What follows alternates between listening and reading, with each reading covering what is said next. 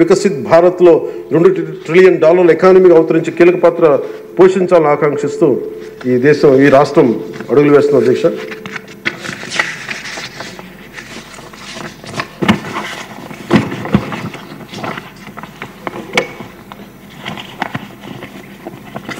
చాలా నలిగి వచ్చాము అధ్యక్ష. మీ మీద కూడా కేసులు పడ్డాయి, మిమ్మల్ని కూడా ఇబ్బంది పెట్టారు. ఇలాంటి సమయంలో one caution all of us, వ్యక్తిగతంగా నేను తీసుకున్న అధ్యక్ష, నా పార్టీ వ్యక్తులు కూడా చెప్తా ఉన్నాను, ఇది ప్రజలకు కూడా తెలియజేస్తాం. గత 5 సంవత్సరాల కాలం నలిగిపోయాం అధ్యక్ష. మేమందరం గౌరవ ముఖ్యమంత్రి గారు ఎంత నలిగిపోయారు మనందరికీ తెలుసు. ఎంత ఇబ్బంది పడ్డారు, ఇంట్లోంచి ఆడవాళ్ళు బయటికి రావాలంటే ఇబ్బంది పడ్డారు, రాష్ట్రంలో నవ్వు లేదు, భయాలు ఉండి, అలాంటి స్థాయి నుంచి మేమందరం కలిపి ప్రజల్లో విశ్వాసాన్ని చేరుకున్నాం అధ్యక్ష. వీళ్ళు నిలబడతారు. ఒక మనందరం తీసుకోవాల్సిన మా అందరికీ కూడా నేను పదే నాకు చెప్పుకుంటాను అధ్యక్ష. అది సంకీర్ణ ప్రభుత్వాలు చాలా ఛాలెంజింగ్ అధ్యక్ష. ఒక పార్టీ అయితే ఇబ్బంది లేదు, కానీ మన అదృష్టమో ఏటు దురదృష్టమో తెలియదు, కానీ సంకీర్ణ ప్రభుత్వం వచ్చింది మనది.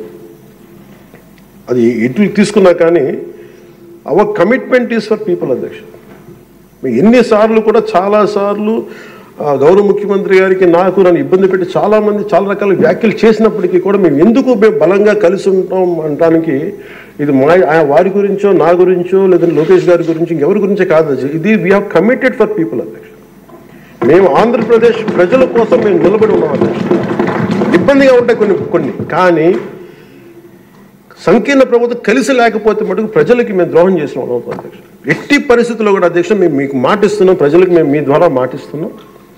మాలో ఎన్ని ఇబ్బందులు ఇట్లాంటివి వచ్చినా, ఎవరైనా మాట్లాడిన గౌరవ సభ్యులు ఎవరైనా మాట్లాడిన మేము ఇట్లా అధిగమించి ప్రజల్లో మన్నను చూరుకొని 15 సంవత్సరాలు ఖచ్చితంగా మా ఎన్డీఏ ప్రభుత్వం ఉంటుంది.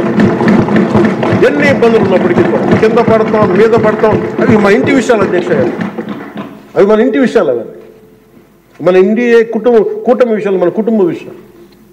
కింద పడతాం, మీద పడతాం, ఒక మాట అనొచ్చు, ఇంకోటి అనొచ్చు, నాకు ఏం అభ్యంతరం. కానీ ఇంకొకసారి మటుకు గవర్నర్ గారికి గౌరవం ఇవ్వని వ్యక్తుల పార్టీ మటుకు ఈ సభలో అడుగు పెట్టకూడదు. వాళ్ళకి ఇప్పుడు అధికారం రాదు.